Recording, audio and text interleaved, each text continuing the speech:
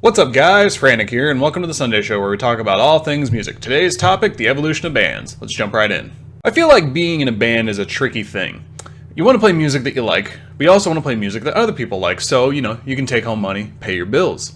Now, you could say that, depending on the genre you choose, arguably, that one genre would probably pay better than the other. Like, playing pop or country music is definitely going to make you more money than playing something like metal, which is typically what we talk about on the show, by the way.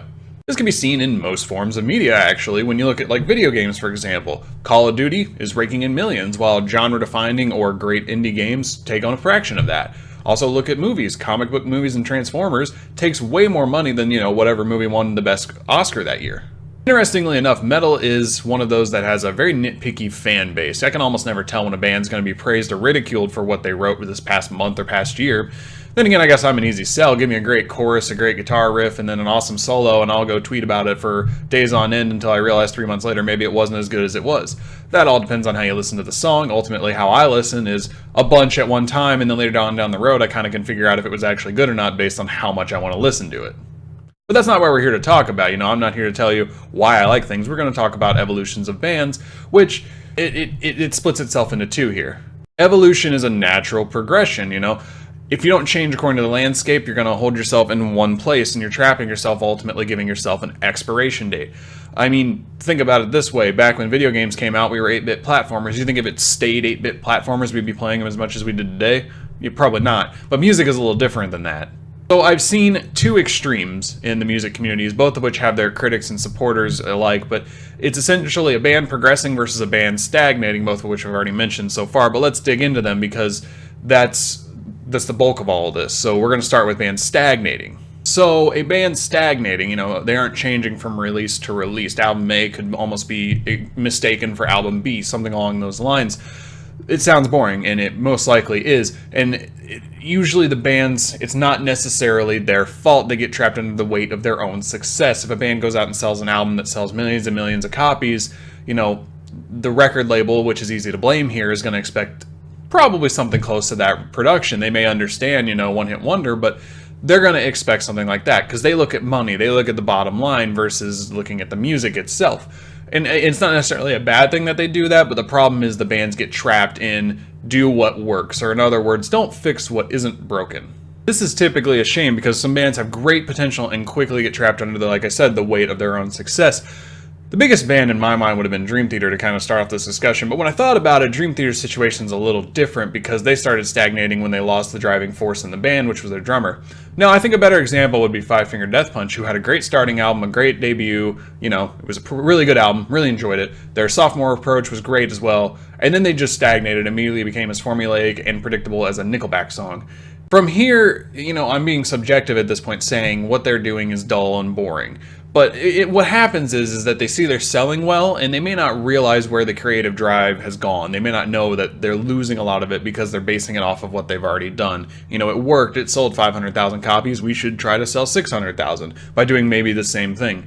Taking risks is definitely something that is dangerous to very successful bands because they could just crash and burn immediately, but that ultimately ends up what causes this whole don't fix what isn't broken syndrome, and that's how it just gets really bad. But what the really funny thing is that them selling well means a lot of people like their music. So when I come at them with this criticism of your music is extremely boring, it sounds like a very minor voice out of a million people who really like it. So in other words, the people they're upsetting are the critics or the self-righteous listeners. The opposite end of the spectrum is a band evolving, which many fans might meet with disgust simply due to liking a previous style. Depends on how drastic of a style change it really is, but ultimately I can think of a really good example, and that's the band Opeth. Opeth started as a progressive death metal band mixing harsh vocals, potent instrumentality, and stylistic changes all into one to make this really unique listen. And a lot of their albums are really good listens. I'd highly recommend Ghost Reveries and Blackwater Park. Great albums. But around 2011, they decided to change their style and approach to something more 70s-esque and progressive. Think of King Crimson if you can't think of anything else in that realm. And this kind of was met as a split between the fan base, ultimately, of new Opeth fans and old Opeth fans. Not to say that there isn't people who like both, but that is pretty much what happened. While I have my own reservations about Opeth, the real question here is, are old Opeth fans in the right for being upset? And this is where subjectivity comes into play, where ultimately, I like what I like, you like what you like, and there's nothing wrong with that.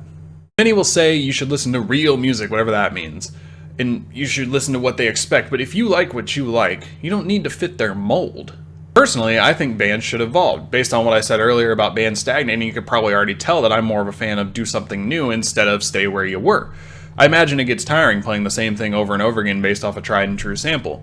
I could tell you that right now based on the guitar that I play. You know, whenever I'm playing a song that I've written a long time ago, I kind of get tired of playing the same riff over and over again, so I shorten up the riffs or something like that. The difference between someone like me and someone who will tell you shouldn't like their music because it's boring is the fact that I understand that you're going to like what you like, and I have no right in telling you what you're going to like. You know, I personally think bands should evolve, that's fine, but the people who critique evolution, the people who say, oh, this band sold themselves out, or this band, like, you know, I don't like their new stuff because it's just awful and their old stuff was the best. The problem I have with that is, if the reason is only it's not their old material, I have a real big problem with that because that's not a good argument. I want to be clear here, I'm not saying you can't like their old stuff and not like their new stuff. That's absolutely fine if you do. Like I said, it's all subjective. If you only like the first couple of songs off their first album and hate their newest album, whatever, man. If you don't like it, you don't like it. But I would just suggest that you try to understand why they evolved and listen to what they evolved into, to maybe appreciate it more. Ultimately, though, if you don't like it, don't force yourself to listen to it, you know? There's no point. You know, if you're not going to like it, you're not going to like it. It happens. That's absolutely fine. I just hope that you have a reason that's better than it wasn't what they previously did, because that suggests they shouldn't have changed. And ultimately, bands should change because the world naturally progresses, and why should one vein of it stay the same? So ultimately, that's what I want you to think about and understand when listening to music. And also, the real takeaway here is that if you don't like what I like and I don't like what you like, there's nothing wrong with that. It's okay to have opinions. We're all human. Alright guys, that about does it for me on this Sunday show. Let me know what you guys think. What's your opinion on this? I know it essentially was me saying bands should evolve and you should accept that. But ultimately, I'm sure there are people who disagree with me, and that's absolutely fine. Let me know in the comments down below. And as always, let me know what you guys are listening to this week. I'm always interested to hear about that, so I could potentially tie that into another Sunday show. So last week I didn't have a Sunday show because the video froze halfway through recording, and I didn't want to re-record the 10 minutes I had talked about. This wasn't even what I was talking about, but this idea came to me this past week, and I was like, yeah, this seems like a good idea. Either way, guys, like I said, let me know what you think. Remember to like, comment, subscribe. I'm Frantic. I'll see you guys next time.